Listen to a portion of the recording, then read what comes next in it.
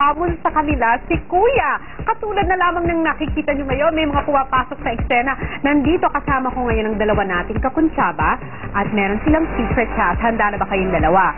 Yes, ready. Okay, tayo lang ang nakakaalam nito. So, paano nga kayang matatawid ng mga housemates ang eksena kung ang kunwaring dalawang hotel guests na kasama natin ngayon ay biglang papasok at tatawagin ng mga housemates sa kanilang pangalan at magpapapicture? Naku, wag na wag niyong palalampasin yan. Dahil titingnan natin kung madidiscover ng mga housemates o magmananatili sila in character. Ang lahat ng yan sa pagbabalik ng Pinoy Big Brother, Lucky Season 7. Iba talaga ang titig ng pag-ibig. Ang dali lang pala ang trabaho mo eh. Ma'am? Aba, kung ganito ka lagi, magiging mabuting teacher ako sa'yo. Oh, bring it on! Talaga, maghanda ka na. Dahil lilinisin natin ang buong hotel. What? Buong hotel? Oh, akala ko ba? Bring it on.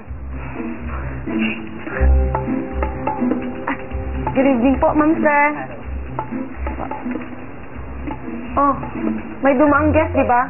Yeah. Ba't ka nakabutangot? Hindi dapat ganyan. Madam. Nakikinig ka ba? Alam mo kami, hindi namin dinadala yung problema namin sa trabaho namin. Kahit pagod na kami, bad trip o kumakalam yung sikmura namin. Kahit napakiramdam namin, pasa na namin yung mundo. Mamaya may dadaan ha, humanda ka.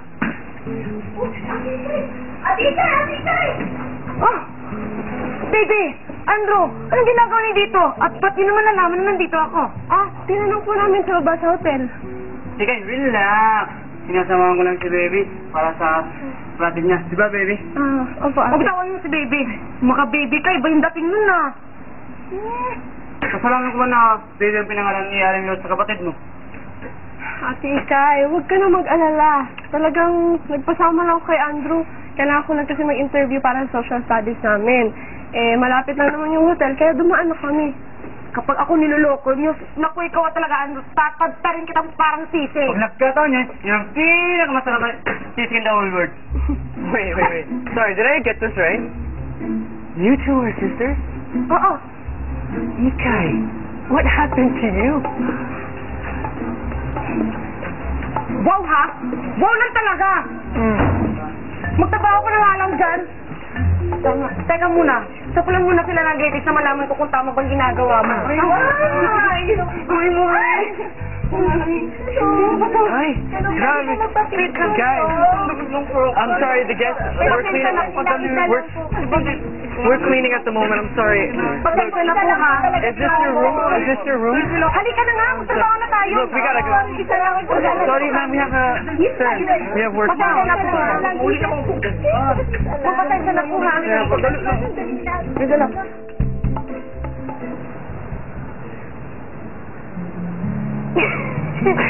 Bakit? Wala. Naisip ba talaga na magpapakamatay ako? Aba, ibang balo dyan sa pag-ibig, kayang gawin yun. Bakit ikaw ba? Naisip mo na yun? Mati ka na. Ilang beses na rin akong sinaktan tsaka pinaasa ng mga babae, no? Lately lang ako unting-unting nakalimot sa last heartbreak. Kasi may nakita akong babae sa province. Pero taga Maynila siya. Tapos alam mo ginawa ko? Pinicturean ko. Tapos ito ako ngayon, nasa Maynila, asang-asa, na mukhang tanga, na makikita ko siya. Nahanap mo naman ba?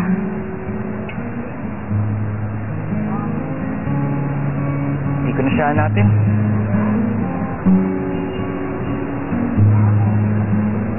May nakita na kasi ako.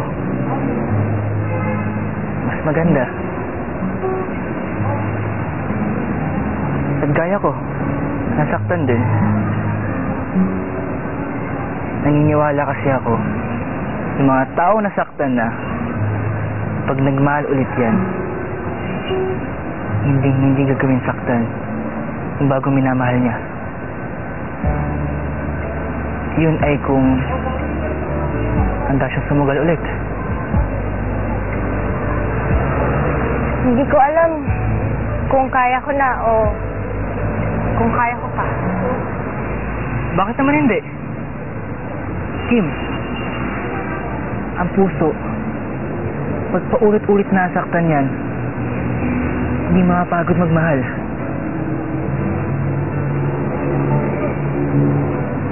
We were so happy. Akala ko nga, siya na yung forever ko eh. Until one day, nahuli ko siya. May iba pa pala siyang babae.